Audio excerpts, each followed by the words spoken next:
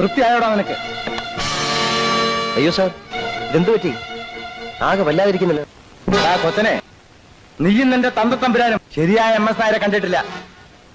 എടാ, കവലച്ചട്ടമ്പി മൂത്ത് മുഖ്യമന്ത്രിയായോടാ ഞാൻ. നീ കളിച്ചതിനേക്കാൾ വൃത്തികെട്ട കളി കളിക്കാൻ എനിക്കറിയാം.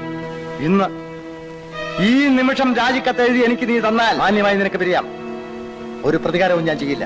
ആ നശിച്ച തോട്ടവും തിരികെ തന്നേക്കാം. സ്വയം രാജിവെച്ച് ഒഴിയുന്നില്ലെങ്കിൽ നിന്നെ ഇന്ന് തന്നെ ഞാൻ ഡിസ്മിസ് ചെയ്യും. നിന്റെ കുടുംബം ഞാൻ നശിപ്പിക്കും. എന്നെ വെള്ളത്തിലിറക്കിയിട്ട് ഈ വഞ്ചി തുഴയാമെന്ന് സാറ് വ്യാമോഹിക്കേണ്ട. ഈ വള്ളം ഞാൻ മുക്കും. 21 ഭരണകക്ഷി MLA മാർ എന്റെ കയ്യിലാണ്.